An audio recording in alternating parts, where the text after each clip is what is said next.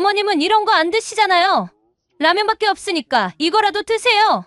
20년 넘게 설거지와 품팔이로 아들을 키운 어머니. 손이 트고 갈라져도 참으며 아들의 대학 등록금을 보냈습니다. 하지만 서울 강남 아파트에 사는 아들 집을 찾아간 그날, 며느리는 방향제를 뿌리며 시골 냄새 난다고 했고 식탁에는 라면 한 그릇만 놓였습니다. 그 순간 어머니는 깨달았습니다. 그리고 얼마 후 200억이라는 엄청난 보상금 소식이 들려왔는데 아들과 며느리는 부랴부랴 무릎을 꿇고 찾아왔습니다. 과연 이 어머니는 어떤 선택을 했을까요? 사연 시작하기 전에 구독과 좋아요 부탁드립니다. 항상 시청해주시는 모든 분들께 감사드립니다. 경상북도 안동에서 차로 1시간은 더 들어가야 나오는 작은 시골 마을. 그곳에서 박선주는 남편과 함께 15년 넘게 농사를 지으며 살았습니다. 아침 5시면 어김없이 일어나 밥을 짓고 6시가 되기 전에 논으로 나가는 게 그녀의 일상이었죠. 손은 이미 오래전에 굳은 살로 뒤덮였고 겨울이면 트고 갈라져 피가 맺히는 날도 많았습니다. 하지만 선주는 한 번도 힘들다는 말을 입 밖에 내지 않았어요. 남편이 옆에 있었고 두 아이가 건강하게 자라고 있었으니까요. 그해 가을 추석을 일주일 앞둔 어느 날이었습니다. 남편은 면소재지에 농자재를 사러 갔다가 횡단보도를 건너다 과속으로 달려온 트럭에 치였습니다. 선주가 병원에 도착했을 때 남편은 이미 중환자실에 누워 있었어요. 의사는 고개를 천천히 저으며 말했습니다. 최선을 다하고 있습니다만 각오는 하셔야 할 것 같습니다. 선주는 그 말을 듣는 순간 다리에 힘이 풀려 그 자리에 주저앉았습니다.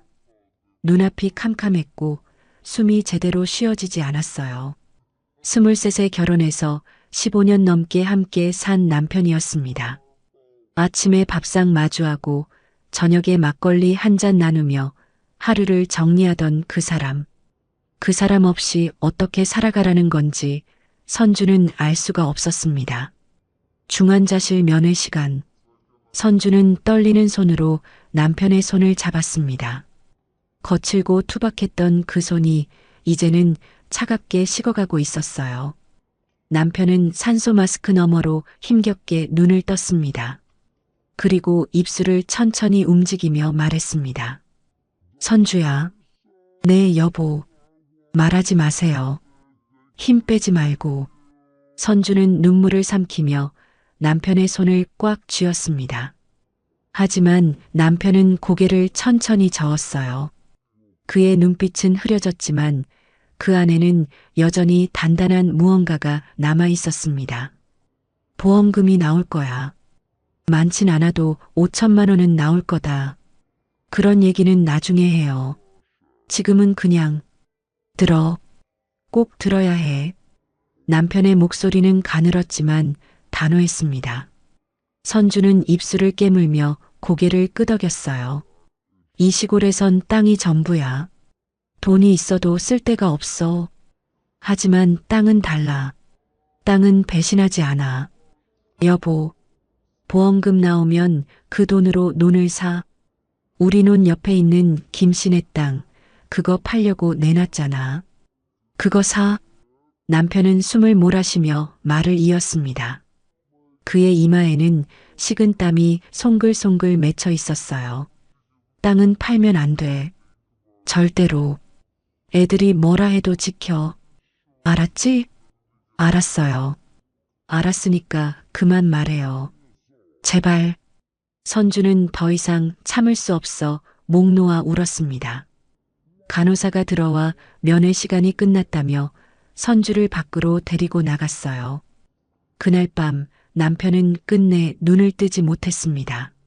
장례식은 3일장으로 치러졌습니다. 마을 사람들이 모두 와서 조문을 했지만 선주는 제대로 인사도 할 수 없었어요. 눈물이 마를 새가 없었고 목소리는 쉬어서 나오지 않았습니다. 15살 아들 지훈이는 상주로 앉아 절을 받았고 12살 딸 서연이는 엄마 곁에서 눈물만 흘렸어요. 장례를 치르고 49제까지 모두 끝낸 뒤 선주는 남편의 말을 떠올렸습니다. 보험금은 정확히 5,200만 원이 나왔어요. 선주는 그 돈을 들고 김 씨를 찾아갔습니다. 김 씨, 논 아직 안 팔렸어요? 아, 선주 씨. 그래요. 아직 그대로 있어요. 그런데 선주 씨가 왜요? 그거 내가 살려고 하는데 얼마에 파실 건가요? 김 씨는 잠시 망설이다 말했습니다. 5천에 내놨는데요. 그런데 선주 씨, 돈이 어디 있어요? 보험금 나왔어요. 그걸로 살 거예요. 김 씨는 놀란 표정으로 선주를 바라봤습니다. 보통 사람 같으면 그 돈으로 빚부터 갚고 애들 학비에 쓰고 당장 급한데 쓸 텐데 논을 산다니요. 선주 씨 생각 좀 더 해보세요. 땅은 나중에 사도 돼요. 지금 사야 해요. 우리 남편이 그러라고 했어요. 선주의 목소리는 떨렸지만 단호했습니다. 결국 선주는 그 논을 샀어요. 4,800평 규모의 논. 마을에서는 모두 혀를 찼습니다. 과부가 돈을 물쓰듯 한다. 애들 키워야 하는데 땅을 사다니 정신이 있나? 하지만 선주는 신경 쓰지 않았습니다. 남편의 마지막 말을 지키는 게 그녀가 할 수 있는 유일한 일이었으니까요. 그 후로 선주의 삶은 더욱 고달파졌습니다. 두 아이를 키우고 논을 관리하기 위해 품팔이를 나갔어요. 남의 집 모심기를 도와주고 추수를 도와주고 겨울이면 김장을 담가주러 다녔습니다. 하루 품값은 5만 원. 아침 6시부터 저녁 6시까지 일해서 받는 돈이었어요. 선주는 그 돈을 모아 쌀을 사고 반찬을 만들고 아이들 학비를 댔습니다. 겨울밤이면 선주는 홀로 부엌에 앉아 김장김치를 버무렸어요. 언 손으로 배추를 주무르면 손가락 끝이 찢어지듯 아팠습니다. 하지만 멈출 수 없었어요. 이 김치를 팔아야 다음 달 전기세를 낼 수 있었으니까요. 선주는 고춧가루 묻은 손으로 눈물을 훔치며 중얼거렸습니다. 여보, 내가 잘하고 있는 거 맞죠? 당신 말대로 하고 있는 거 맞죠? 대답은 없었습니다. 겨울바람만 쌩하니 창문을 흔들 뿐이었어요. 선주는 고개를 떨구고 다시 김치를 버무렸습니다. 눈물이 김치 속에 떨어졌지만 그녀는 닦을 새도 없이 손을 움직였어요. 그렇게 선주는 남편의 유언을 가슴에 새기고 두 아이와 함께 하루하루를 버텨냈습니다. 땅을 지키기 위해, 그리고 언젠가 남편의 선택이 옳았다는 걸 증명하기 위해. 남편이 세상을 떠난 후 3년이 흘렀습니다. 선주는 새벽 4시면 눈을 떴어요. 어둠 속에서 옷을 입고 부엌으로 가서 밥을 지었습니다. 아이들이 학교 가기 전에 따뜻한 밥을 먹여야 했으니까요. 15살 지훈이는 고등학교 2학년, 12살 서연이는 중학교 2학년이 되었습니다. 둘 다 학교에서 성적이 좋았어요. 특히 지훈이는 반에서 늘 1등이나 2등을 다투는 학생이었습니다. 어느 날 저녁 지훈이가 집으로 돌아왔을 때 얼굴이 환하게 빛나고 있었어요. 손에는 하얀 봉투 하나를 들고 있었습니다. 엄마, 저 전교 1등 했어요. 그래, 우리 지훈이가? 선주는 손을 앞치마에 닦으며 아들의 손에서 상장을 받아들었습니다. 전교 1등, 박지훈이라고 적힌 상장. 선주의 눈시울이 뜨거워졌어요. 잘했다, 지훈아. 정말 잘했어. 엄마, 선생님이 그러는데요. 저 서울에 있는 대학교 갈 수 있대요. 선주는 가슴이 철렁했습니다. 서울에 있는 대학교. 그곳은 이 시골 마을에서는 꿈 같은 곳이었어요. 하지만 동시에 그곳에 보내려면 돈이 얼마나 드는지도 알고 있었습니다. 그래, 그렇게 하자. 엄마가 뭐든지 할 테니까. 선주는 아들의 머리를 쓰다듬으며 말했습니다. 지훈이는 환하게 웃으며 방으로 들어갔어요. 하지만 선주는 부엌에 주저앉아 한참을 생각에 잠겼습니다. 대학 등록금, 생활비, 책값. 머릿속으로 계산해도 답이 나오지 않았어요. 그때 서연이가 선주의 등을 토닥였습니다. 엄마, 괜찮아요. 오빠 공부 잘하잖아요. 그래, 서연아. 너도 공부 열심히 해야 해. 저는 괜찮아요. 저는 오빠만큼 머리가 안 좋으니까. 서연이는 웃으며 말했지만 선주는 마음이 아팠습니다. 딸도 성적이 나쁜 건 아니었어요. 반에서 늘 5등 안에는 들었으니까요. 하지만 선주는 아들이 먼저라고 생각했습니다. 이 시대에 아들이 공부를 해야 집안이 일어선다고 믿었으니까요. 시간은 빠르게 흘러 지훈이가 고등학교를 졸업할 때가 되었습니다. 지훈이는 정말로 서울의 명문대학교에 합격했어요. 마을 사람들은 모두 축하한다며 선주의 집에 찾아왔습니다. 선주 씨, 아들 잘 키웠네요. 이 동네에서 서울에 있는 대학 간 게 몇 년 만인지. 과부 서름도 이제 다 끝났네. 아들이 출세하면 호강할 일만 남았지. 선주는 웃으며 인사를 받았지만 속으로는 걱정이 앞섰습니다. 대학 등록금 고지서를 받아보니 1년에 800만 원이 넘었어요. 거기에 생활비까지 합치면 한 달에 100만 원은 보내야 했습니다. 선주는 그날 밤 잠을 이루지 못했어요. 논을 팔까도 생각했지만 남편의 마지막 말이 떠올라 고개를 저었습니다. 다음 날 아침 선주는 면소재지에 있는 식당으로 갔습니다. 그곳에서 설거지 일자리를 구했어요.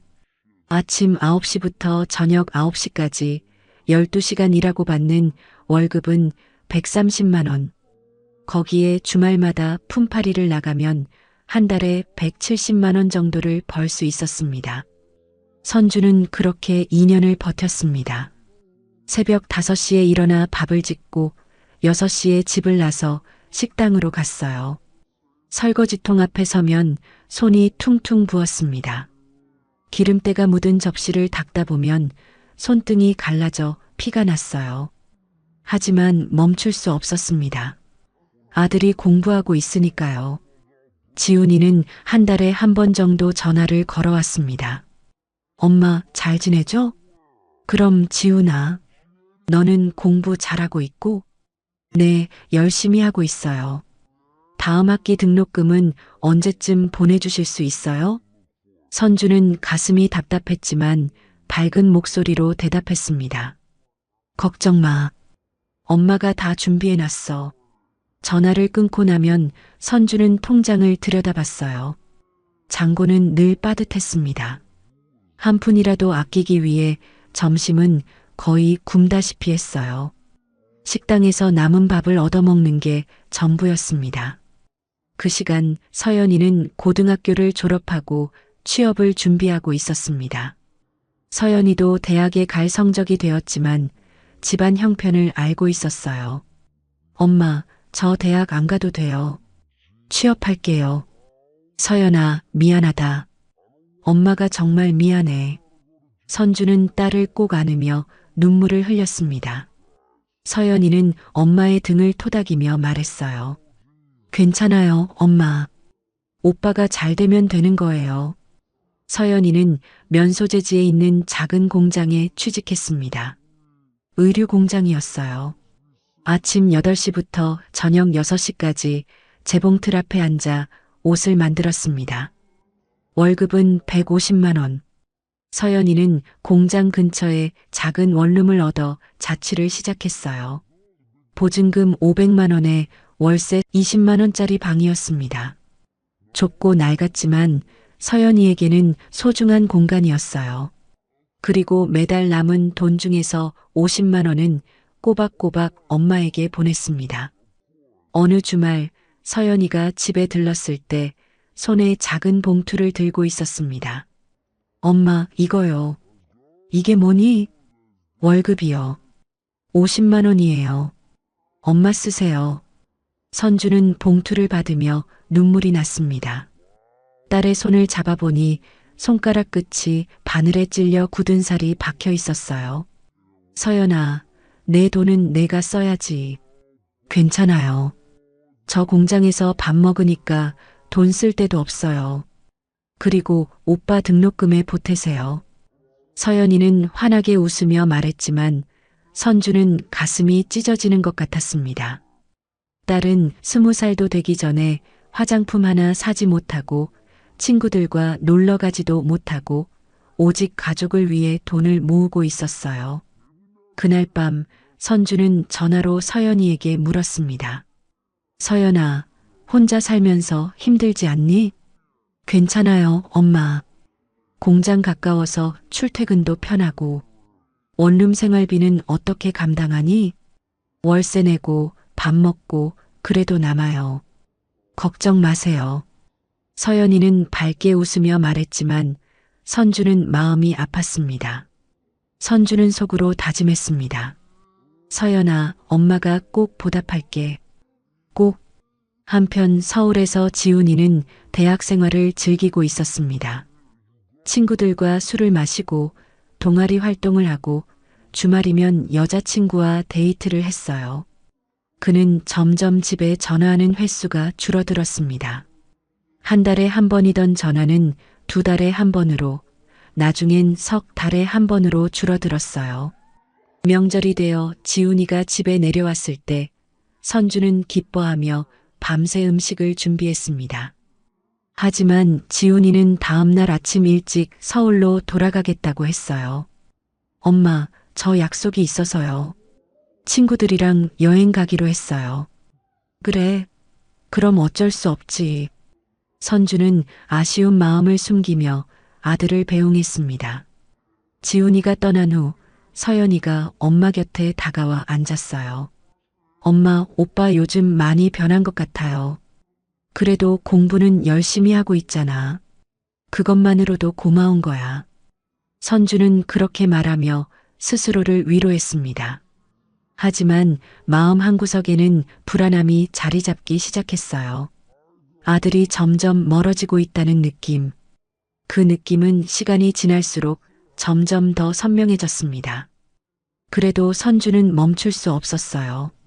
아침 5시에 일어나 밥을 짓고 설거지를 하고 품팔이를 하고 그렇게 하루를 마무리했습니다. 그렇게 버티면 언젠가 좋은 날이 올 거라고 선주는 믿고 있었습니다. 아들 지훈이는 대학을 졸업하고 서울의 자동차 회사 전략기획팀에 입사했어요. 선주는 아들의 합격 소식을 듣고 눈물을 흘렸습니다. 15년 동안 설거지통 앞에서, 논밭에서, 공장에서 흘린 땀이 결실을 맺는 순간이었어요. 지훈아, 정말 축하한다. 엄마가 얼마나 기쁜지 몰라. 엄마, 이제 고생 끝이에요. 제가 잘 벌어서 편하게 해드릴게요. 전화 너머 아들의 목소리는 자신감으로 가득했습니다. 선주는 수화기를 내려놓고 한참을 울었어요. 기쁨의 눈물이었습니다. 입사 후 3년이 지났을 때 지훈이는 대리로 특진했습니다. 보통 4년은 걸리는 승진을 3년 만에 이뤄낸 거예요. 회사에서 인정받는다는 증거였습니다. 선주는 아들이 자랑스러웠어요. 마을 사람들도 모두 부러워했습니다. 선주 씨 아들 대기업에서 벌써 승진했다며? 정말 대단하네.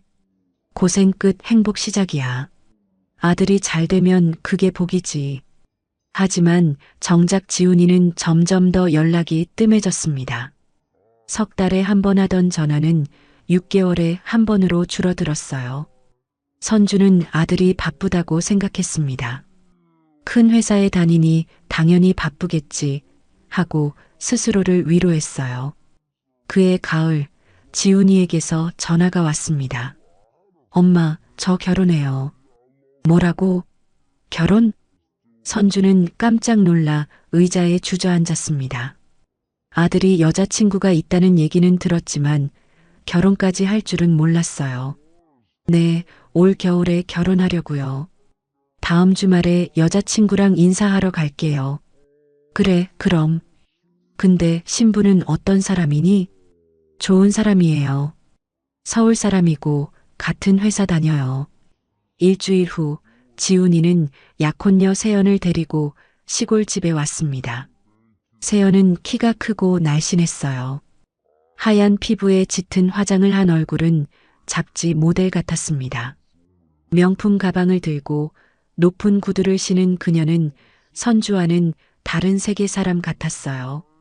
어머님, 처음 뵙겠습니다. 세연은 공손하게 인사했지만 눈빛은 차갑게 느껴졌습니다.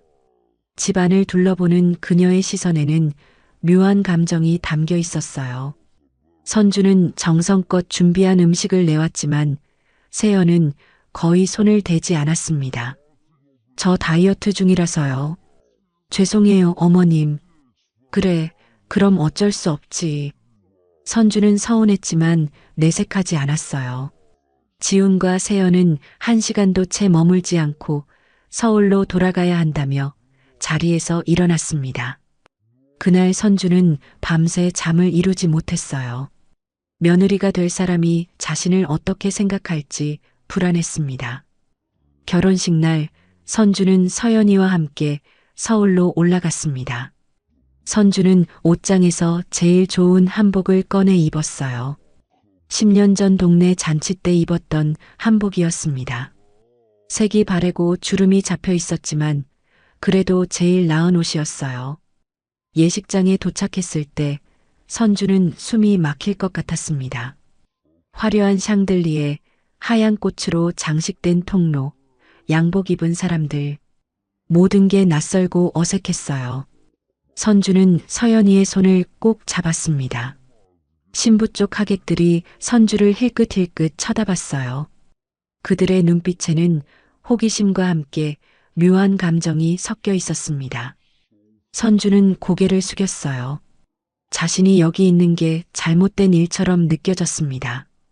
식이 끝나고 피로 연장에서 선주는 며느리 가족들을 만났습니다. 지훈의 장인어른은 서울에서 작은 회사를 운영하는 사업가였어요. 장모님은 명품 옷을 입고 화려한 액세서리를 하고 있었습니다. 아이고, 시골에서 오시느라 고생하셨어요. 사돈댁의 말은 정중했지만 어딘가 선을 긋는 느낌이었습니다. 선주는 어색하게 웃으며 고개를 숙였어요. 피로 연장 구석에 앉아 있는데 신부 쪽 하객들의 대화가 들려왔습니다. 저기 계신 분이 신랑 어머니래. 아, 시골에서 오신 분? 한복이 좀 낡아 보이네. 선주는 얼굴이 화끈거렸습니다. 음식을 먹으려 해도 목으로 넘어가지 않았어요. 선주는 일찍 자리를 떠났습니다. 결혼 후 지훈이는 서울 강남에 아파트를 샀습니다. 30평짜리 아파트였는데 가격이 10억이 넘었어요. 선주는 그 금액을 듣고 입이 떡 벌어졌습니다. 자신이 평생 모아도 만들 수 없는 돈이었으니까요. 엄마, 대출 받아서 샀어요. 회사 다니면서 갚으면 돼요. 그래도 10억이나 되는데 요즘은 다들 이렇게 살아요. 걱정 마세요. 지훈이의 말투는 담담했지만 선주는 마음이 무거웠습니다. 아들이 점점 멀어지는 기분이 들었어요. 그의 설날, 선주는 며느리와 아들이 시골집에 내려올 거라고 기대했습니다. 새벽부터 일어나 음식을 준비했어요. 갈비찜, 잡채, 전, 나물. 손이 10개라도 모자랄 만큼 바쁘게 움직였습니다. 지훈이와 세연은 설날 아침에 도착했어요. 하지만 점심을 먹자마자 서울로 돌아가야 한다고 했습니다. 처가에도 가봐야 해서요. 그래, 그럼 어쩔 수 없지. 선주는 서운했지만 내색하지 않았어요. 세연은 선주가 정성껏 차린 음식을 거의 먹지 않았습니다. 그리고 집안을 둘러보며 중얼거렸어요. 요즘은 시골 냄새가 옷에 배면 세탁 맡겨도 안 빠져요. 그 말을 들은 선주는 가슴이 철렁했습니다. 하지만 아무 말도 하지 못했어요. 아들과 며느리는 2시간도 채 머물지 않고 떠났습니다. 다음해 설날 지훈이에게서 전화가 왔습니다. 엄마, 죄송한데 올해는 처가에 가야 할 것 같아요. 그래, 그럼 어쩔 수 없지. 네, 내년에는 꼭 갈게요. 전화를 끊고 나서 선주는 부엌에 주저앉았습니다. 준비한 음식들이 허무하게 느껴졌어요. 서연이가 엄마 곁에 다가와 어깨를 감쌌습니다. 엄마, 괜찮아요. 우리끼리 먹어요. 그래, 서연아. 미안하다. 뭐가 미안해요. 오빠도 바쁘잖아요. 서연이는 밝게 웃었지만 선주는 눈물이 났습니다. 아들을 위해 평생을 바쳤는데 명절 하루도 함께할 수 없다는 게 서러웠어요. 그 후로 지훈이는 명절에 한 번도 내려오지 않았습니다.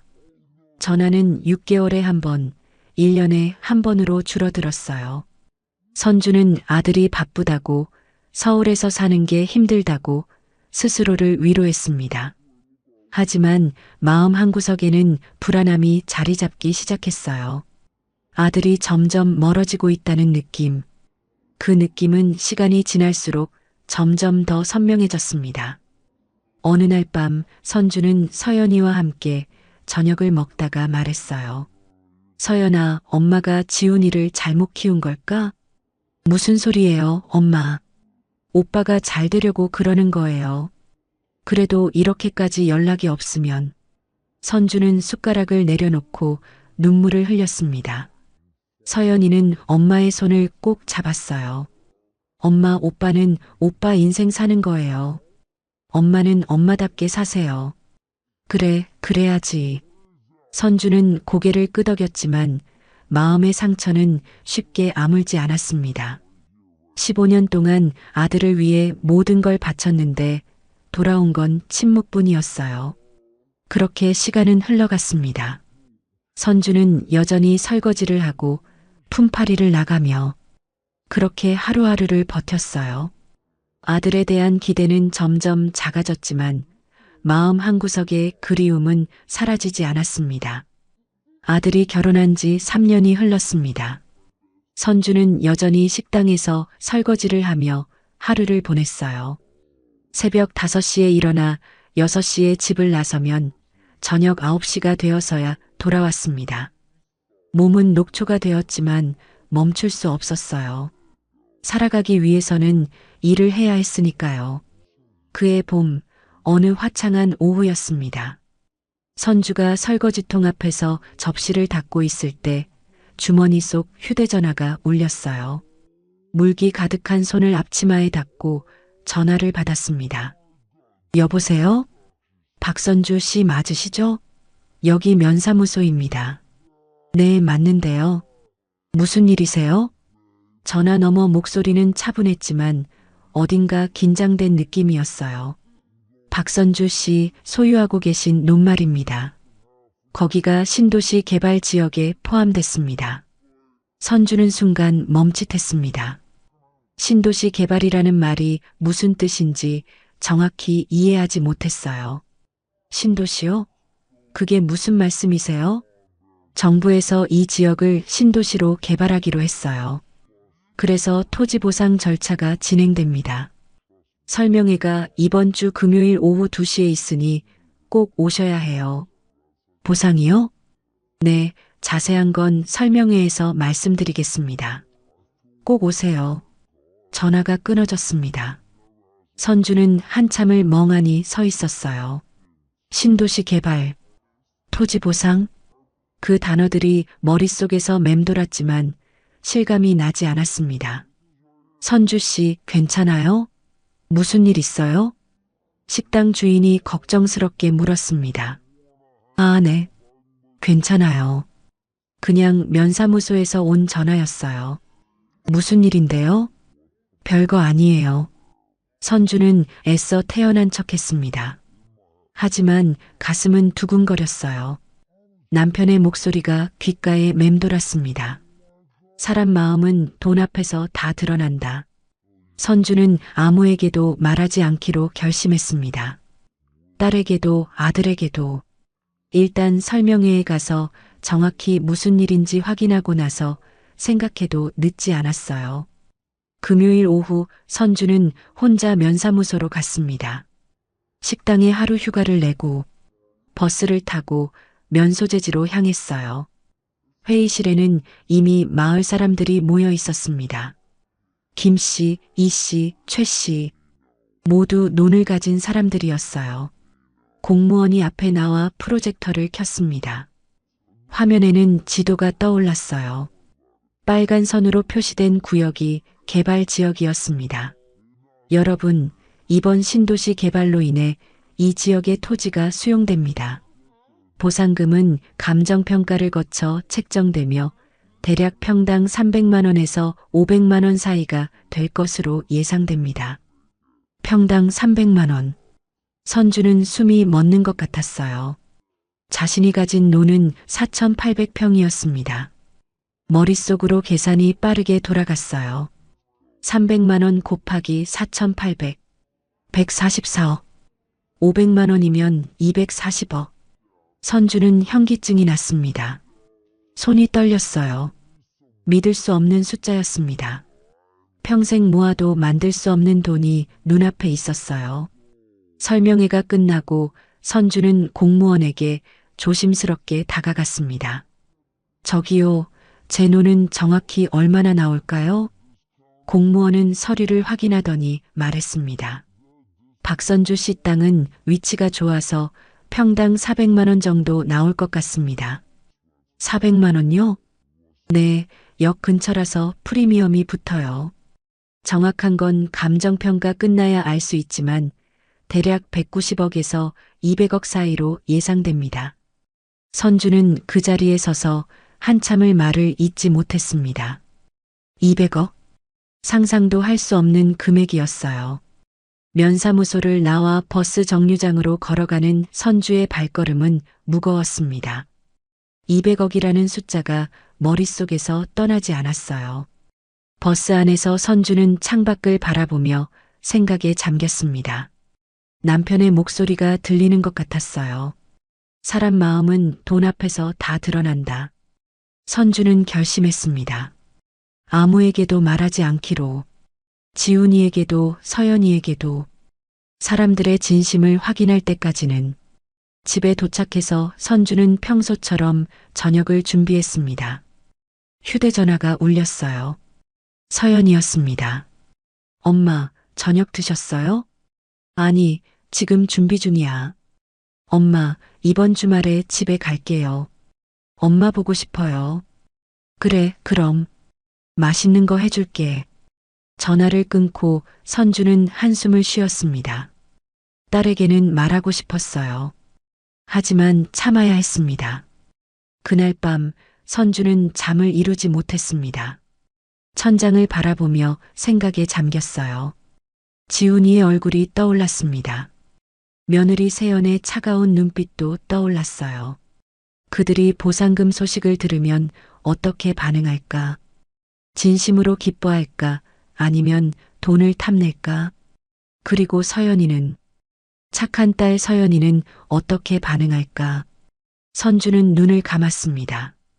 곧 알게 될 거였어요. 모든 게 분명해질 거였습니다. 다음 날 아침 선주는 평소처럼 새벽 5시에 일어났습니다. 밥을 짓고 옷을 갈아입고 식당으로 출근했어요. 설거지통 앞에 서서 접시를 닦으며 생각했습니다. 100억이 넘는 돈이 생긴다고 해서 인생이 갑자기 달라지는 건 아니었어요. 여전히 손은 차가운 물에 담가야 했고 허리는 아팠습니다. 하지만 마음 한구석에는 희망이 자라고 있었어요. 선주는 조용히 중얼거렸습니다. 여보, 조금만 더 기다려줘요. 곧 알 수 있을 거예요. 우리 아들이 어떤 사람인지. 설거지통 물에 비친 선주의 얼굴은 담담했습니다. 하지만 그 눈빛 속에는 단단한 결심이 담겨 있었어요. 며칠 후 면사무소에서 다시 전화가 왔습니다. 박선주 씨 감정평가 결과 나왔습니다. 보상금은 정확히 200억 원입니다. 200억이요? 네, 축하드립니다. 서류 작업은 다음 달부터 시작됩니다. 전화를 끊고 선주는 한참을 멍하니 앉아 있었습니다. 200억? 그 숫자가 현실로 다가왔습니다. 선주는 휴대전화를 내려다봤어요. 지훈이의 이름이 보였습니다. 서연이의 이름도 보였어요. 하지만 전화를 걸지 않았습니다. 아직은 아니었습니다. 아직은 때가 아니었어요. 먼저 확인하고 싶었습니다. 돈이 없는 가난한 엄마일 때 그들이 어떤 마음인지. 선주는 낡은 점퍼를 걸치고 밖으로 나갔습니다. 논으로 향하는 길. 봄바람이 따뜻하게 불어왔어요. 논 한가운데 서서 선주는 하늘을 올려다봤습니다. 남편이 심었던 땅, 남편이 지키라고 했던 땅, 그 땅이 이제 선주의 인생을 바꾸려 하고 있었습니다. 여보, 고마워요. 당신이 남긴 선물이에요. 이제 알아볼게요. 우리 아이들의 진심을. 선주는 눈물을 흘렸습니다. 하지만 그 눈물은 슬픔이 아니었어요.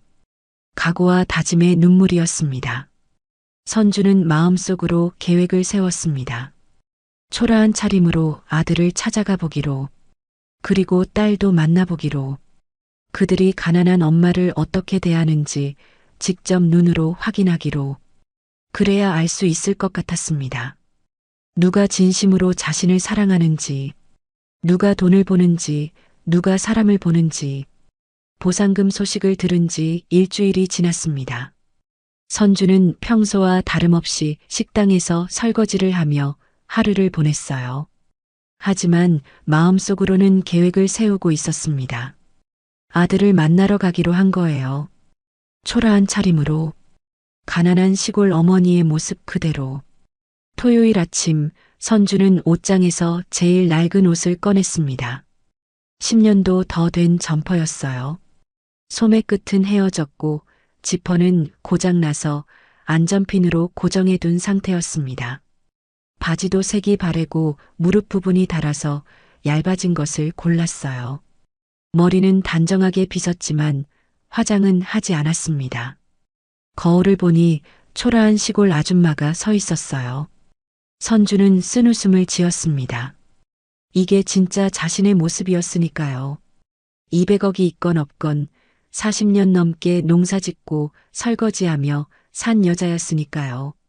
손에는 작은 보자기를 들었습니다. 집에서 담근 고추장과 된장을 담은 항아리였어요. 무거웠지만 선주는 꼭 가져가고 싶었습니다. 엄마의 정성이 담긴 선물이었으니까요. 버스를 2번 갈아타고 지하철을 타고 선주는 서울 강남에 도착했습니다. 높은 빌딩과 화려한 상가들, 명품 가방을 든 사람들과 깨끗한 옷을 입은 사람들. 선주는 그들 사이에서 더욱 초라하게 느껴졌어요. 아들의 아파트 단지 앞에 섰을 때 선주는 한참을 망설였습니다. 경비실을 지나갈 때 경비원이 선주를 위아래로 훑어봤어요. 그 시선이 따가웠습니다. 엘리베이터를 타고 15층으로 올라갔습니다. 문 앞에 서서 초인종을 누르는 손이 떨렸어요. 누구세요?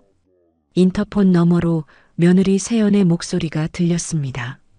세연아, 나야. 시어머니. 잠시 침묵이 흘렀어요. 그리고 문이 열렸습니다. 세연은 실내복 차림이었습니다. 깨끗하게 화장한 얼굴, 단정한 머리. 하지만 그 표정에는 당황한 기색이 역력했어요. 어머님 오신다는 연락을 주셨어야죠. 미안해. 갑자기 보고 싶어서. 선주는 조심스럽게 집 안으로 들어갔습니다. 하얀 대리석 바닥이 반짝였어요. 선주는 자신의 낡은 운동화를 보며 움찔했습니다. 어머님, 거실 한쪽에 앉으세요. 곧 아이 과외 선생님이 오세요. 세연은 선주를 소파 한쪽 구석으로 안내했습니다. 그리고는 창문을 열고 방향제를 뿌렸어요. 시골 냄새가 좀 나서요. 양해해 주세요. 그 말을 듣는 순간 선주는 가슴이 얼어붙는 것 같았습니다. 자신이 냄새난다는 말, 며느리가 자신을 불결하게 여긴다는 뜻이었어요. 아, 그래. 미안하구나. 선주는 고개를 숙였습니다. 손에 들고 있던 보자기를 무릎 위에 올려놓았어요. 항아리가 무거워서 다리가 저렸지만 내려놓을 곳이 없었습니다. 세연은 부엌으로 가서 무언가를 하고 있었어요. 선주는 혼자 거실에 앉아 주변을 둘러봤습니다. 큰 텔레비전, 고급스러운 소파, 벽에 걸린 비싼 그림들. 모든 게 선주의 시골집과는 너무 달랐어요. 1시간쯤 지났을 때 현관문이 열렸습니다. 지훈이가 들어왔어요. 손에는 횟집에서 포장해온 방어회가 들려 있었습니다. 엄마, 언제 오셨어요? 보고 싶어서 그냥 왔어. 연락 좀 하고 오시지. 우리도 준비할 수 있게. 지훈이의 목소리는 차갑게 느껴졌습니다. 반가워하는 기색이 전혀 없었어요. 미안하다, 지훈아. 선주는 일어서서 아들을 안으려 했지만 지훈이는 한 발짝 물러섰습니다. 엄마, 옷에서 냄새나요. 샤워는 하고 오셨어요? 그 말에 선주는 얼어붙었습니다. 아들까지, 자신의 아들까지 자신을 더럽게 여기고 있었어요. 샤워하고 왔는데, 그래도 시골 냄새는 어쩔 수 없나 봐요. 지훈이는 무심하게 말하며 방으로 들어가 버렸습니다. 선주는 그 자리에 선 채로 눈물을 삼켰어요. 저녁 시간이 되었습니다. 세연은 식탁에 음식을 차렸어요. 방어회와 샐러드 그리고 와인. 하지만 선주 앞에는 라면 한 그릇만 놓였습니다. 어머님은 이런 거 안 드시잖아요. 지금 밥이 없어서 라면 끓여드렸어요. 세연의 말은 정중했지만 선주의 가슴에는 비수처럼 꽂혔습니다. 며느리와 아들은 비싼 음식을 먹으면서 자신에게는 라면 한 그릇. 선주는 젓가락을 들었지만 목으로 넘어가지 않았습니다. 라면 국물이 입안에서 쓰게 느껴졌어요. 눈물이 날 것 같아서 고개를 숙였습니다. 엄마, 저희 내일 약속 있어서요. 오늘은 일찍 주무셔야 할 것 같아요. 지훈이가 말했습니다. 시계를 보니 겨우 8시였어요. 선주는 고개를 끄덕였습니다. 그래, 알았어. 엄마는 오늘 밤에 돌아갈게. 네? 밤에요? 그냥 여기서 주무시면 안 돼요? 세연이 당황한 표정으로 물었습니다. 하지만 그 목소리에는 진심 어린 배려가 느껴지지 않았어요. 괜찮아. 엄마는 익숙한 데서 자는 게 편해. 선주는 일어섰습니다. 손에 들고 왔던 보자기를 식탁 위에 올려놓았어요. 이거 고추장이랑 된장이야. 맛있게 먹어. 아, 네. 고맙습니다. 세연은 보자기를 힐끗 보고는 시선을 돌렸습니다. 관심 없다는 듯한 태도였어요. 현관문을 나서는 선주의 등 뒤로 문이 닫혔습니다. 복도에 홀로 서서 선주는 한참을 움직이지 못했어요. 가슴이 너무 아팠습니다. 20년 넘게 아들을 위해 설거지를 하고 품팔이를 나가고 손이 트도록 일했는데 돌아온 건 차가운 말과 냉대뿐이었습니다. 선주는 엘리베이터를 타고 1층으로 내려왔습니다. 아파트 단지를 나와 거리를 걷는데 눈물이 멈추지 않았어요. 지나가는 사람들이 이상하게 쳐다봤지만 선주는 신경 쓰지 않았습니다. 지하철역으로 가는 길, 선주는 벤치에 앉아 한참을 울었어요. 22살에 낳은 아들, 첫눈에 반한 그 작은 얼굴, 밤새 젖을 물리고 기저귀를 갈아주고 열이 나면 밤새 간호하던 그 아이. 그 아이가 이제는 엄마를 더럽게 여기고 냄새난다고 하고 라면 한 그릇으로 저녁을 때우게 했습니다. 선주는 휴대전화를 꺼냈습니다. 서연이에게 전화를 걸어야겠다고 생각했어요. 딸이라도 만나고 싶었습니다. 하지만 전화를 걸기 전에 선주는 멈칫했습니다. 서연이도 혹시 자신을 이렇게 대할까? 가난한 엄마를 부끄러워할까? 아니야. 서연이는 다를 거야. 선주는 떨리는 손으로 서연이의 번호를 눌렀습니다. 엄마, 서연아, 엄마야. 지금 뭐해? 저 원룸에 있어요. 왜요? 무슨 일 있으세요? 엄마가 지금 서울인데 들러도 될까? 당연하죠. 주소 보낼게요. 빨리 오세요.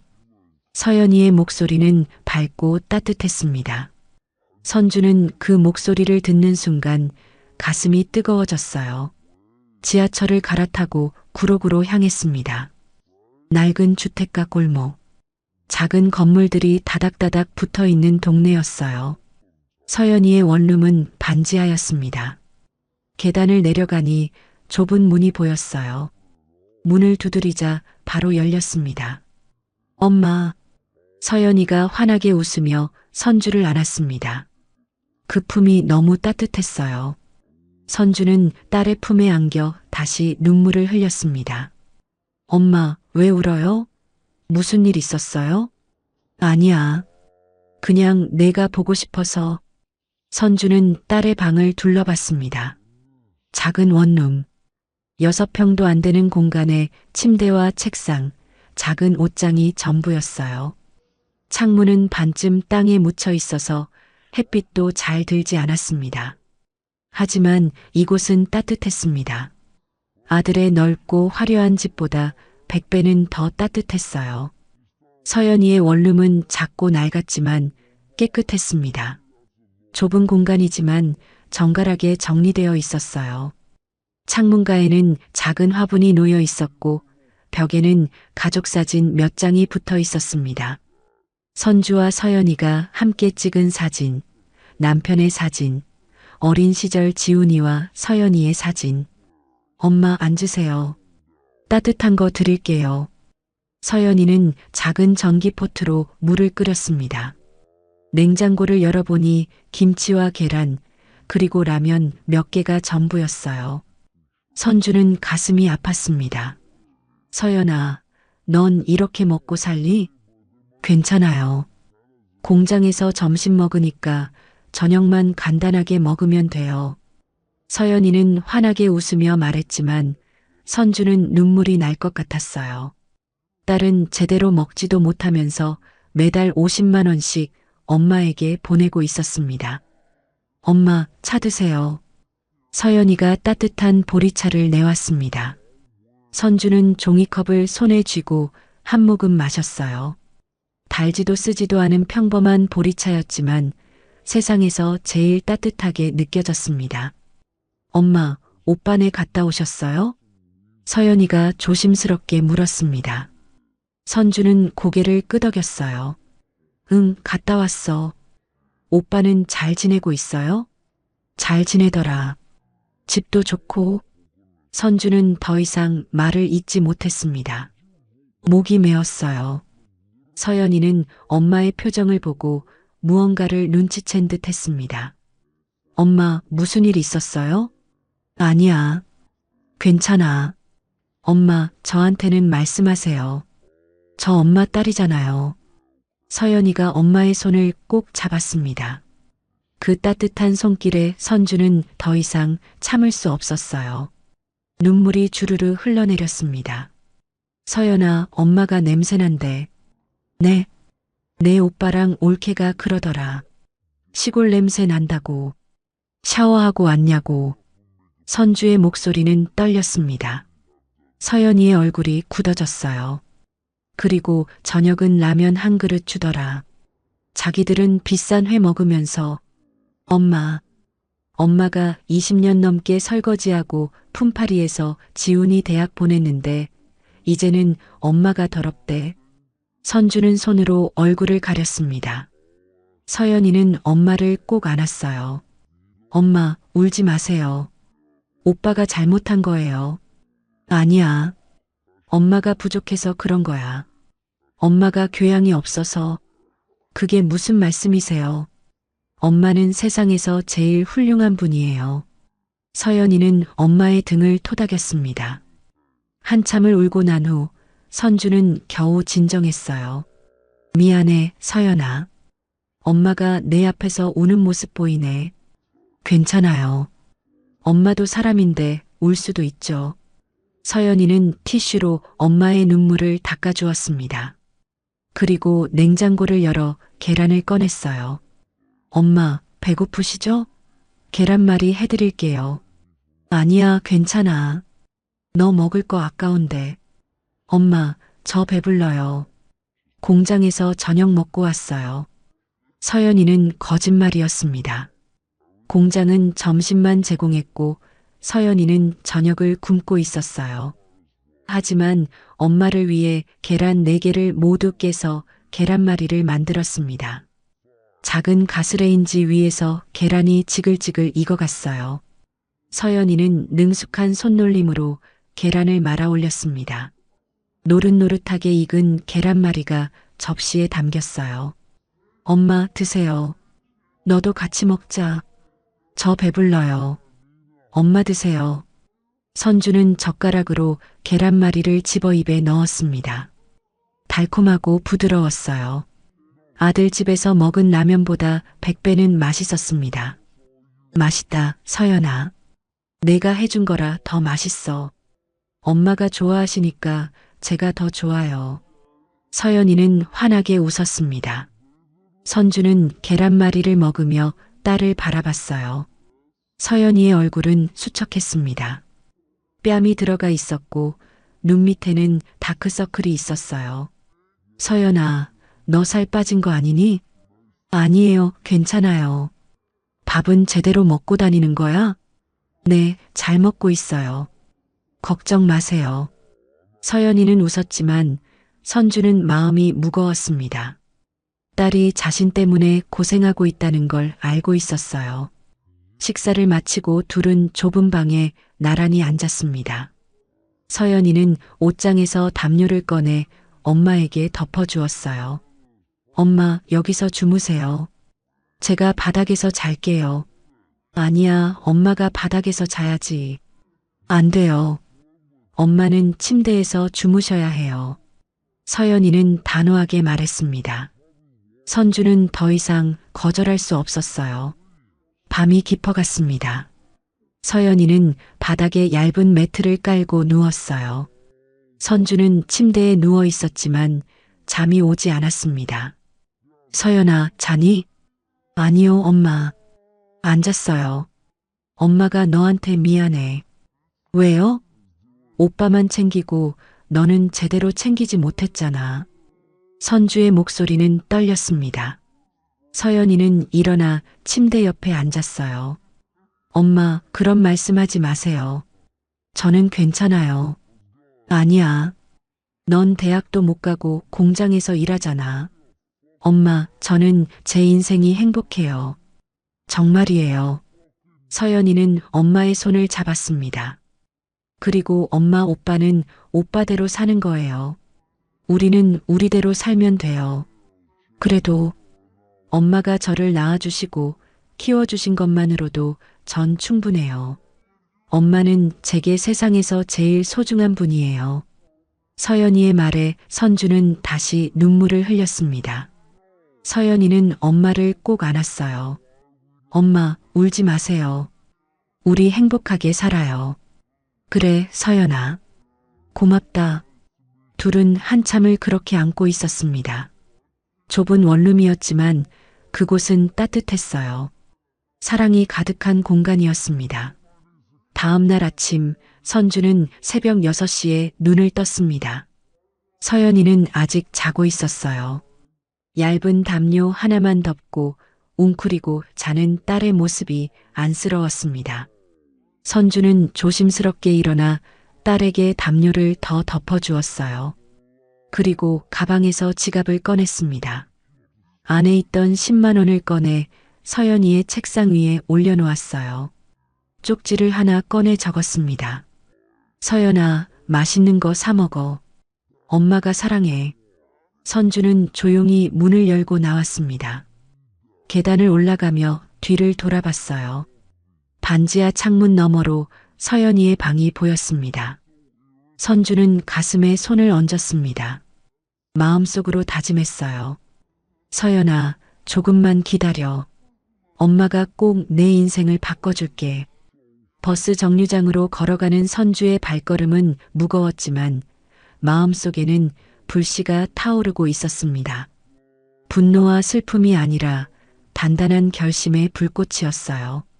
선주는 결심했습니다. 이제 모든 진실을 밝힐 때가 되었다고. 누가 진짜 가족이고 누가 돈만 보는 사람인지 모두에게 알려줄 때가 되었습니다. 아침 햇살이 선주의 얼굴을 비쳤습니다. 그 얼굴에는 눈물 자국이 남아 있었지만 눈빛만큼은 단단했어요. 이제 더 이상 주저하지 않을 거였습니다. 버스를 타고 시골집으로 향하는 동안 선주는 창밖을 바라봤습니다. 아침 거리는 분주했어요. 출근하는 사람들, 학교 가는 아이들, 모두 각자의 삶을 살아가고 있었습니다. 선주도 이제 자신의 삶을 살아갈 차례였어요. 남편이 남긴 땅, 그 땅이 선주에게 준 선물. 이제 그 선물로 진짜 가족을 지킬 시간이었습니다. 서울에서 돌아온 지 이틀이 지났습니다. 선주는 평소처럼 식당에서 설거지를 하고 있었어요. 차가운 물에 손을 담그고 기름때 묻은 접시를 닦으며 선주는 생각에 잠겼습니다. 이제 진실을 밝힐 때가 되었어요. 그날 오후 면사무소 직원 한 명이 식당에 들렀습니다. 그는 동네 사람들과 친한 사람이었어요. 점심을 먹고 나가면서 식당 주인에게 말했습니다. 아, 참. 박선주 신혼 아시죠? 그거 신도시 보상금 나온다던데 얼마나 나오는지 아세요? 식당 주인이 귀를 쫑긋 세웠어요. 얼마나 나오는데요? 200억이래요. 평당 400만 원씩 받는데요. 뭐라고요? 200억? 식당 주인의 목소리가 커졌습니다. 부엌에서 설거지하던 선주는 손을 멈췄어요. 가슴이 철렁했습니다. 네, 그러니까 대박 난 거죠. 신도시 한가운데 들어가니까. 면사무소 직원은 아무렇지 않게 말하고 나갔습니다. 하지만 그 한마디가 마을 전체를 뒤흔들 줄은 몰랐어요. 그날 저녁 선주가 집에 돌아왔을 때 이미 마을 사람들이 모여 있었습니다. 선주의 집 앞에서 수군거리는 소리가 들렸어요. 진짜 200억이래. 과부가 갑자기 부자 됐네. 평생 고생하더니 복 터지는구나. 선주는 고개를 숙이고 집 안으로 들어갔습니다. 문을 닫자마자 한숨이 나왔어요. 이제 숨길 수 없게 되었습니다. 그날 밤 10시 휴대전화가 울렸습니다. 지훈이었어요. 선주는 전화를 받지 않았습니다. 다시 울렸지만 받지 않았어요. 다음 날 아침 7시 현관문을 두드리는 소리가 들렸습니다. 선주가 문을 열자 아들 지훈이와 며느리 세연이 서 있었어요. 숨을 헐떡이며 급히 달려온 듯 했습니다. 엄마. 지훈이의 목소리는 다급했습니다. 이틀 전 차갑게 대하던 그 목소리와는 완전히 달랐어요. 어머님. 세연도 공손하게 인사했습니다. 하지만 그 눈빛에는 초조함이 가득했어요. 들어와. 선주는 담담하게 말했습니다. 두 사람은 거실로 들어왔어요. 엄마, 소문 들었어요. 논 보상금 나온다면서요? 지훈이가 조심스럽게 물었습니다. 선주는 차를 따르며 대답했어요. 그래, 나온대. 얼마나 나와요? 왜? 내가 알아서 뭐 할 건데? 선주의 목소리는 차가웠습니다. 지훈이는 당황한 표정으로 말했어요. 그게 아니라 엄마 걱정돼서요. 돈 관리 어떻게 하실 건지. 내가 알아서 할 거야. 어머님, 그런데 200억이 맞아요? 세연이 끼어들었습니다. 선주는 며느리를 똑바로 바라봤어요. 그래, 200억 맞아. 순간 세연의 얼굴이 환하게 밝아졌습니다.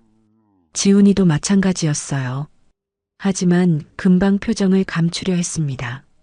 엄마, 그럼 이제 편하게 사실 수 있겠네요. 축하드려요. 지훈이가 말했지만 그 목소리에는 진심이 느껴지지 않았어요. 그래, 고맙다. 어머님, 그런데 보상금은 언제 나와요? 세연이 물었습니다. 선주는 찻잔을 내려놓았어요. 다음 달. 아, 그렇군요. 세연은 고개를 끄덕였습니다. 그녀의 눈빛에는 계산하는 빛이 역력했어요. 엄마, 그런데 저희가 도와드릴 게 있을까요? 세금 문제도 있고 투자도 해야 하고. 지훈이가 말했습니다. 선주는 아들을 바라봤어요. 지훈아, 이틀 전에 너희 집에 갔을 때 기억나니? 네. 엄마가 냄새 난다고 했잖아. 시골 냄새 난다고. 샤워하고 왔냐고. 지훈이의 얼굴이 하얗게 질렸습니다. 세연도 입술을 깨물었어요. 그리고 엄마한테 라면 한 그릇 줬지. 너희는 비싼 회 먹으면서. 어머님, 그건. 세연이 변명하려 했지만 선주는 손을 들어 막았습니다. 가만 있어. 내 말 아직 안 끝났어. 선주의 목소리는 단호했습니다. 그때 엄마가 얼마나 서러웠는지 아니? 20년 넘게 너희 아버지 보험금으로 논 사고 그 논 지키려고 설거지하고 품팔이하고 살았어.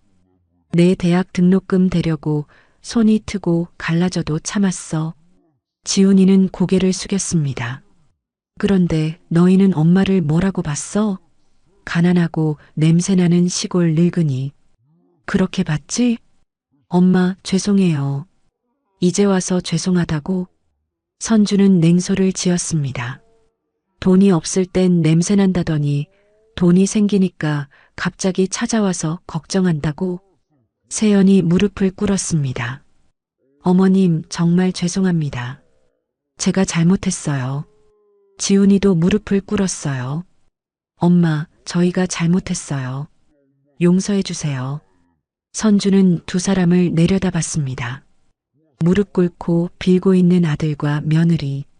선주는 가슴이 아팠어요. 하지만 마음을 단단히 먹었습니다. 일어나. 엄마. 일어나라고. 꼴 보기 싫으니까. 지훈이와 세연은 천천히 일어났습니다. 세연의 눈에는 눈물이 맺혀 있었어요. 하지만 선주는 믿지 않았습니다.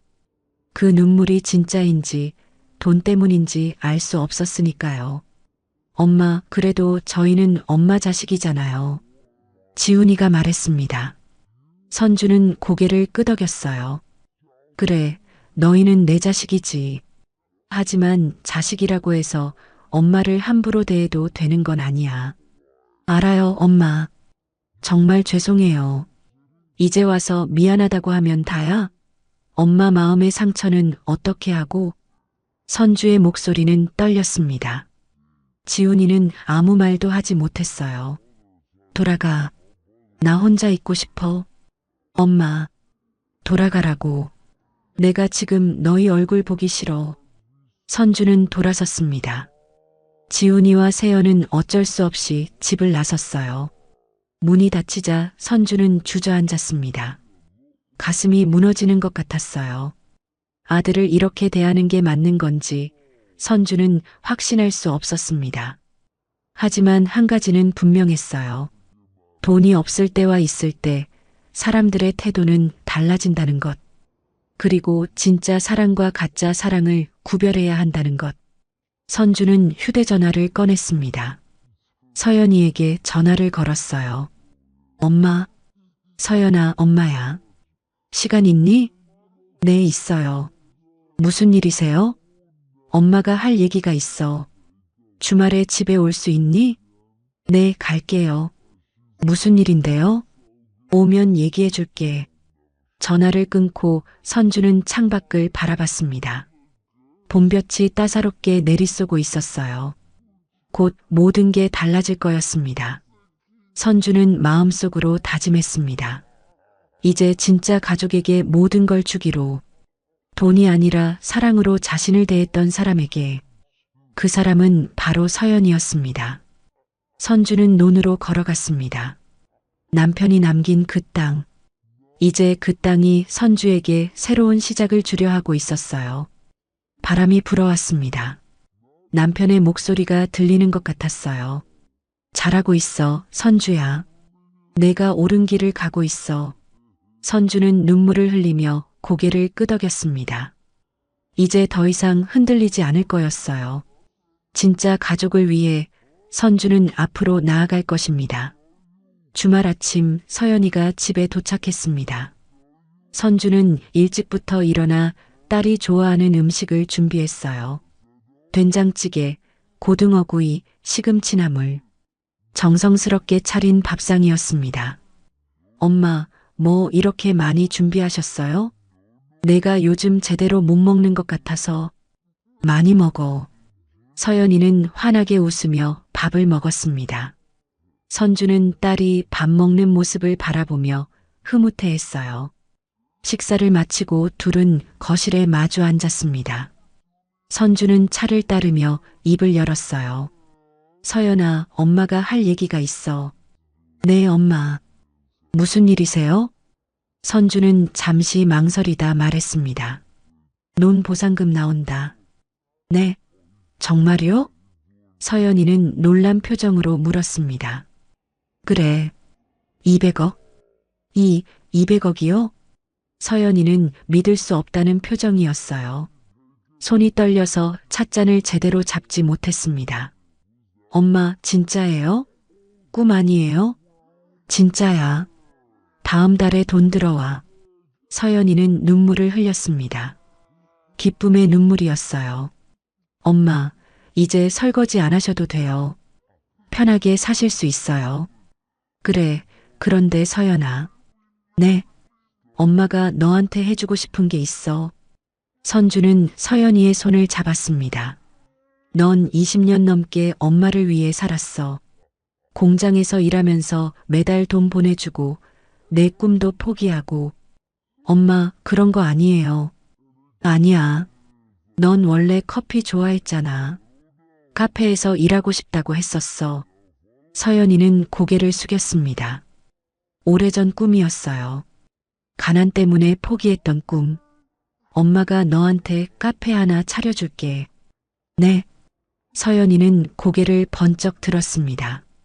작은 카페. 내가 하고 싶었던 거. 이제 해봐. 엄마, 그런데 돈이.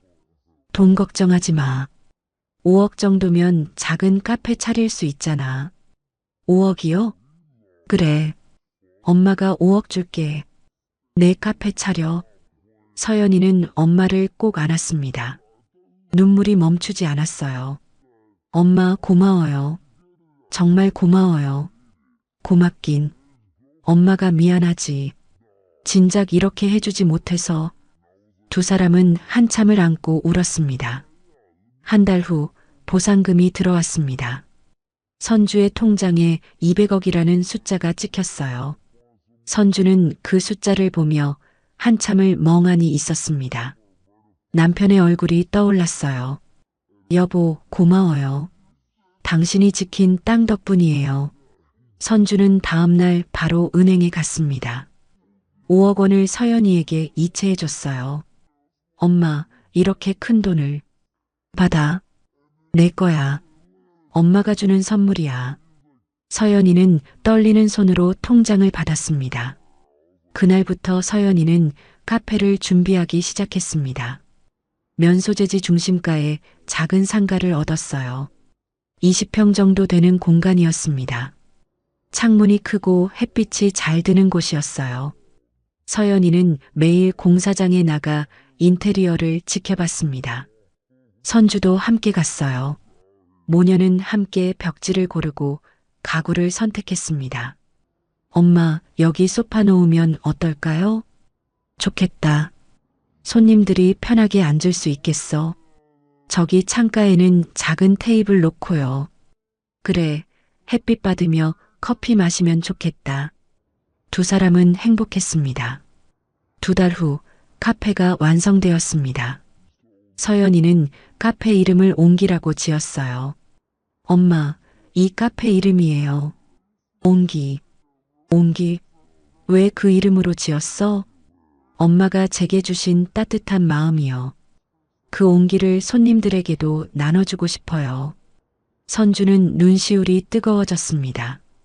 오픈날 마을 사람들이 모두 찾아왔습니다.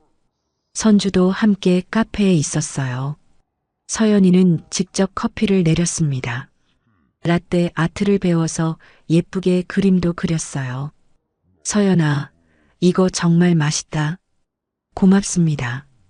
많이 드세요. 서연이는 환하게 웃었습니다. 그 모습을 보며 선주는 가슴이 벅찼어요. 딸이 이렇게 행복해하는 모습을 보니 모든 게 보람찼습니다. 오후 4시쯤 한 남자가 카페에 들어왔습니다. 30 중반쯤 되어 보이는 남자였어요. 깔끔한 인상에 차분한 분위기였습니다. 어서 오세요. 서연이가 밝게 인사했습니다. 아메리카노 한 잔 주세요. 네, 잠시만 기다려 주세요. 남자는 창가 자리에 앉았습니다. 서연이는 정성껏 커피를 내려 가져다 주었어요. 맛있게 드세요. 감사합니다. 남자는 커피를 한 모금 마시고는 눈을 크게 떴습니다. 우와, 진짜 맛있는데요? 어디서 원두 배우셨어요? 제가 독학으로 공부했어요. 독학으로요? 대단하시네요. 남자는 정민우라고 자신을 소개했습니다. 근처 물류회사에서 일하는 대리였어요. 저 이 근처에서 일하거든요. 앞으로 자주 올 것 같아요. 감사합니다. 자주 오세요. 정민우는 그날부터 매일 카페에 들렀습니다. 아침 출근길에 한 번, 퇴근길에 한 번. 서연이와 자연스럽게 대화를 나누게 되었어요. 오늘 힘든 일 있으셨어요? 표정이 안 좋으시네요. 아, 네. 거래처에서 좀 까다롭게 나와서요. 이거 드세요. 제가 직접 만든 쿠키예요. 기분 좋아지실 거예요. 서연이는 따뜻한 미소로 쿠키를 건넸습니다. 정민우는 그 미소에 마음이 따뜻해졌어요. 한 달이 지나고 정민우는 용기를 냈습니다. 저기 서연 씨, 혹시 시간 되시면 저녁 같이 드실래요? 서연이는 잠시 망설였습니다. 하지만 정민우의 진심 어린 눈빛을 보고 고개를 끄덕였어요. 네, 좋아요. 두 사람은 저녁을 먹으며 이야기를 나눴습니다. 정민우는 성실하고 따뜻한 사람이었어요. 서연이는 그와 함께 있으면 편안함을 느꼈습니다. 며칠 후 서연이는 선주에게 정민우를 소개했습니다. 엄마, 이분이 정민우 씨예요. 어머니, 처음 뵙겠습니다.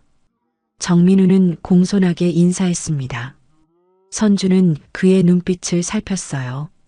맑고 진실했습니다. 그래, 반가워요. 우리 서연이랑 잘 지내요. 네, 어머니. 제가 잘하겠습니다. 선주는 흐뭇하게 웃었습니다. 그날 저녁 선주는 카페에서 서연이와 함께 차를 마셨습니다. 창밖으로 석양이 지고 있었어요. 엄마, 저 행복해요. 나도 행복해, 서연아. 이 모든 게 꿈만 같아요. 꿈이 아니야. 이게 현실이야. 내가 받을 자격이 있는 행복이야. 서연이는 엄마의 손을 잡았습니다. 엄마 사랑해요. 나도 사랑해, 서연아. 두 사람은 창밖을 바라봤습니다. 카페 간판에 붙은 옹기라는 글씨가 따뜻하게 빛나고 있었어요. 선주는 생각했습니다. 이게 진짜 가족이구나. 돈이 있을 때나 없을 때나 변하지 않는 마음. 그게 진짜 사랑이고 진짜 가족이구나. 밤이 깊어갔지만 카페는 따뜻했습니다. 엄마와 딸의 사랑으로 가득한 공간. 그곳에서 새로운 시작이 펼쳐지고 있었어요. 카페가 오픈하고 3개월이 지났습니다. 어느 날 오후 선주는 면사무소에서 전화를 받았어요. 박선주 씨, 철거 일정이 확정됐습니다. 다음 달 15일부터 철거 들어갑니다. 알겠습니다. 선주는 전화를 끊고 창밖을 바라봤습니다. 마당에 서 있는 감나무가 보였어요. 남편이 심은 나무였습니다. 그날 저녁 선주는 홀로 마당에 나가 감나무 앞에 섰습니다. 나무 껍질은 거칠었지만 가지는 하늘을 향해 쭉쭉 뻗어 있었어요. 선주는 나무 줄기를 쓰다듬었습니다. 여보, 이제 이 집을 떠나야 해요. 당신이 지은 집, 우리가 40년 넘게 산 집. 바람이 불어왔습니다. 나뭇잎이 바스락거렸어요. 남편이 대답하는 것 같았습니다. 괜찮아. 이제 보내줄 때가 됐네. 선주는 눈물을 흘렸습니다. 하지만 슬픈 눈물은 아니었어요. 감사의 눈물이었습니다. 다음 날 선주는 서연이와 함께 집을 보러 다녔습니다. 면소재지 근처 전원주택 단지였어요. 조용하고 공기 좋은 곳이었습니다. 엄마, 여기 어때요? 서연이가 한 집을 가리켰습니다. 2층짜리 전원주택이었어요. 마당이 있고 작은 텃밭도 있었습니다. 좋네. 들어가 볼까? 두 사람은 집 안으로 들어갔습니다. 깨끗하고 따뜻한 느낌이었어요. 거실은 넓었고 햇빛이 잘 들었습니다. 엄마, 이 집 좋은 것 같아요. 그래, 나도 마음에 드는구나. 선주는 집주인과 이야기를 나눴습니다. 가격은 5억 원이었어요. 선주는 바로 계약했습니다. 이 집에서 엄마랑 서연이랑 같이 살 거야. 이 집에서, 엄마, 정말요? 그래. 우리 둘이 함께 살자. 서연이는 엄마를 꼭 안았습니다. 일주일 후 이사를 시작했습니다. 선주는 오래된 집의 짐을 정리하며 추억을 되새겼어요. 남편과 함께 찍은 사진, 아이들이 어렸을 때 그린 그림, 남편이 쓰던 안경. 하나하나가 소중한 기억이었습니다. 엄마, 이거 버릴까요? 서연이가 낡은 이불을 들고 물었습니다. 아니, 그건 버리지 마. 내 아버지가 덮던 거야.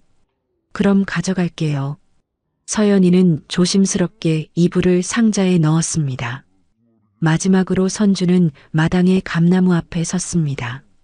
철거 전에 나무를 옮기기로 했어요. 조경업체에서 와서 감나무를 캐냈습니다. 조심히 다뤄주세요. 이 나무는 제 남편이 심은 거예요. 걱정 마세요. 잘 옮겨드릴게요.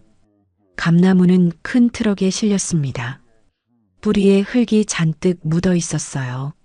선주는 나무를 보며 중얼거렸습니다. 여보, 우리 새 집으로 가요. 거기서 다시 뿌리 내려요. 다음 날 철거가 시작되었습니다. 선주는 멀리서 집이 무너지는 모습을 지켜봤어요.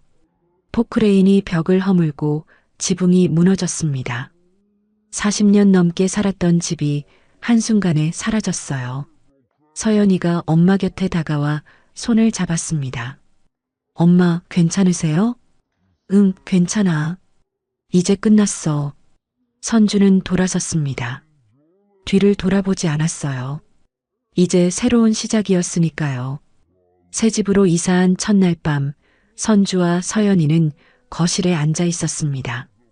아직 정리가 덜 된 상태였지만 집은 따뜻했어요. 엄마, 여기 정말 좋아요.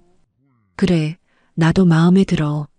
근데 엄마, 감나무는 언제 심어요? 내일 심자. 마당 한가운데. 다음 날 아침 조경업체에서 감나무를 가져왔습니다. 선주와 서연이는 함께 마당에 구덩이를 팠어요. 땀을 흘리며 삽질을 했습니다. 엄마, 여기 심을까요? 그래, 거기가 좋겠다. 감나무를 구덩이에 넣고 흙을 덮었습니다. 선주는 나무 밑에 물을 주었어요. 여보, 여기가 우리 새 집이에요. 이제 여기서 뿌리 내려요. 바람이 불어왔습니다. 나뭇잎이 살랑거렸어요. 엄마, 나무가 웃는 것 같아요. 그래, 아버지가 기뻐하시는 거야. 두 사람은 감나무를 바라보며 미소 지었습니다. 그날 오후 정민우가 찾아왔습니다. 손에는 화분을 들고 있었어요. 어머니, 집들이 선물이에요. 아이고, 고마워. 들어와. 정민우는 집 안을 둘러봤습니다. 집이 정말 좋네요. 서연 씨가 좋아하시겠어요. 그래, 우리 서연이가 고른 집이야. 세 사람은 함께 차를 마셨습니다. 정민우와 서연이는 자연스럽게 대화를 나눴어요. 선주는 그 모습을 보며 흐뭇했습니다. 서연 씨, 오후에 영화 보러 갈까요? 좋아요. 엄마도 영화 보러 같이 가실래요? 너희끼리 가렴. 엄마는 집 정리할 거야. 서연이와 정민우는 함께 나갔습니다. 선주는 혼자 거실에 앉아 창밖을 바라봤어요. 마당에 감나무가 보였습니다. 그때 현관문을 두드리는 소리가 들렸습니다. 선주가 문을 열자 아들 지훈이와 며느리 세연이 서 있었어요. 엄마, 왜 왔니? 엄마 이사하셨다고 해서 인사드리러 왔어요. 들어가도 돼요? 선주는 잠시 망설이다 고개를 끄덕였습니다. 들어와. 지훈이와 세연은 조심스럽게 집 안으로 들어왔습니다. 집을 둘러보는 그들의 눈빛에는 놀라움이 가득했어요. 엄마, 집 정말 좋네요. 그래. 엄마, 저희 진심으로 반성하고 있어요. 지훈이가 말했습니다. 세연도 고개를 숙였어요. 어머님, 정말 죄송했어요. 저희가 너무 못됐어요. 선주는 두 사람을 바라봤습니다. 진심인지 아닌지 알 수 없었어요. 너희가 진짜 반성하는지 아니면 돈 때문인지 엄마는 아직 모르겠어. 엄마, 하지만 기회는 줄게. 앞으로 너희가 어떻게 하는지 지켜볼 거야. 지훈이는 고개를 숙였습니다. 감사합니다, 엄마. 진심으로 잘하겠습니다. 말로만 하지 말고 행동으로 보여줘. 네, 엄마. 두 사람은 잠시 후 돌아갔습니다. 선주는 다시 혼자가 되었어요. 저녁 무렵 서연이가 돌아왔습니다. 얼굴이 환하게 빛나고 있었어요. 엄마, 영화 정말 재밌었어요. 그래. 민우 씨는? 네, 정말 좋은 분이에요. 서연이는 수줍게 웃었습니다. 선주는 딸의 행복한 모습을 보며 미소 지었어요. 밤이 깊어갔습니다. 선주는 2층 작은 방에 누워 창밖을 바라봤어요. 별이 반짝이고 있었습니다. 여보, 우리 잘하고 있죠? 새 집에서 새로운 시작. 제대로 하고 있는 거 맞죠?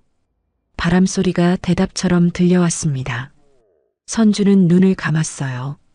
평온한 마음으로 잠이 들었습니다. 다음 날 아침 선주는 마당에 나가 감나무를 살폈습니다.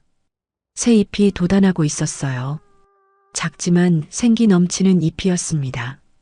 여보, 봐요. 새 잎이 나왔어요. 이 집에서 다시 살아나고 있어요. 선주는 감나무에 물을 주었습니다. 따뜻한 햇살이 선주의 얼굴을 비쳤어요. 이제 시작이에요. 우리 진짜 행복한 시작. 선주는 하늘을 올려다봤습니다. 푸른 하늘이 맑게 펼쳐져 있었어요. 구름 한 점 없이 맑은 하늘. 선주의 마음도 그렇게 맑아지고 있었습니다. 새 집으로 이사한 지 6개월이 지났습니다. 가을이 깊어가고 있었어요. 마당의 감나무에는 주황빛감이 주렁주렁 열렸습니다. 옮겨 심은 감나무가 새 집에서도 열매를 맺은 거예요. 선주는 아침마다 마당에 나가 감나무를 바라봤습니다. 여보, 봐요. 올해도 감이 열렸어요. 새 땅에서도 이렇게 잘 자라요. 그동안 지훈이는 매주 찾아왔습니다. 처음에는 어색했지만 점점 진심이 느껴졌어요. 마당 청소를 돕고 장독대를 정리하고 무거운 짐을 들어주었습니다. 어느 토요일 오후 지훈이가 세연과 함께 왔습니다. 손에는 과일 바구니를 들고 있었어요. 엄마, 드세요. 고맙다. 들어와. 세연도 예전과 달라졌습니다. 엄마에게 다가와 말을 걸었어요. 어머님, 제가 집안일 도와드릴까요? 아니야, 괜찮아. 앉아 있어. 아니에요. 제가 할게요. 세연은 부엌으로 가서 설거지를 했습니다. 선주는 그 모습을 지켜봤어요. 진심인지 아직도 돈 때문인지 확신할 수 없었습니다. 저녁 무렵 서연이가 카페 문을 닫고 집에 돌아왔습니다. 현관문을 열자 오빠와 올케가 보였어요. 오빠, 서연아, 잘 지냈어? 응, 잘 지냈어. 서연이는 밝게 웃었지만 눈빛은 조심스러웠습니다. 오빠가 엄마를 힘들게 한 기억이 아직도 남아 있었으니까요. 저녁을 먹으며 가족들은 대화를 나눴습니다. 지훈이가 먼저 입을 열었어요. 엄마, 저 이번에 부장으로 승진했어요. 그래, 축하한다. 감사합니다. 엄마 덕분이에요. 내 덕분이지, 엄마 덕분이 뭐니? 아니에요. 엄마가 저 대학 보내주시고 키워주신 덕분이에요. 저 이제야 깨달았어요. 지훈이의 목소리는 떨렸습니다. 선주는 아들을 바라봤어요. 눈빛이 예전과 달랐습니다. 엄마, 정말 죄송했어요. 제가 너무 못됐어요. 그만해. 이제 지난 일이야. 아니에요. 엄마한테 상처 드린 거 평생 잊지 못할 거예요. 지훈이는 눈물을 흘렸습니다. 세연도 눈시울이 붉어졌어요. 어머님, 저도 정말 죄송해요. 시골 냄새 난다고 하고 라면만 드리고 제가 정말 못된 며느리였어요. 괜찮아. 다 지난 일이야. 선주는 담담하게 말했지만 가슴속은 복잡했습니다. 식사를 마치고 선주는 거실에 가족들을 모았습니다. 중요한 얘기가 있었어요. 너희들 다 들어봐. 네, 엄마. 엄마가 200억을 받았어. 그 중에서 서연이한테 5억을 줬고 집 사는데 5억 썼어. 나머지는 190억 정도 남아있어. 가족들은 숨을 죽이고 들었습니다. 상속은 마음으로 하는 거야. 돈만 주는 게 상속이 아니야. 선주는 지훈이를 바라봤어요. 지훈아, 엄마가 내게 물어볼게. 넌 왜 엄마한테 잘하려고 하니? 지훈이는 고개를 숙였습니다. 처음에는 솔직히 돈 때문이었어요. 엄마한테 보상금 나왔다는 소리 듣고 달려왔어요. 세연도 고개를 끄덕였어요. 하지만 엄마, 지금은 달라요. 진짜로 엄마가 보고 싶어서 와요. 엄마한테 잘못한 게 너무 후회돼서 매일 밤 잠도 못 자요. 지훈이의 목소리는 진심이었습니다. 엄마, 저한테 돈 한 푼도 안 주셔도 돼요. 저 그냥 엄마 아들로 살고 싶어요. 제대로 된 아들로. 선주는 아들을 오래 바라봤습니다. 눈빛을 살폈어요. 진심이 느껴졌습니다. 지훈아, 엄마가 내게 줄 건 줄 거야. 하지만 조건이 있어. 네, 엄마. 매주 한 번은 엄마 보러 와. 돈 때문이 아니라 정말 엄마가 보고 싶어서. 네, 엄마. 약속할게요. 그리고 서연이한테 잘해줘. 내 동생이잖아. 네, 당연히 잘할게요. 지훈이는 서연이를 바라봤어요. 서연아, 오빠가 미안해. 그동안 너무 못해줬어. 괜찮아, 오빠.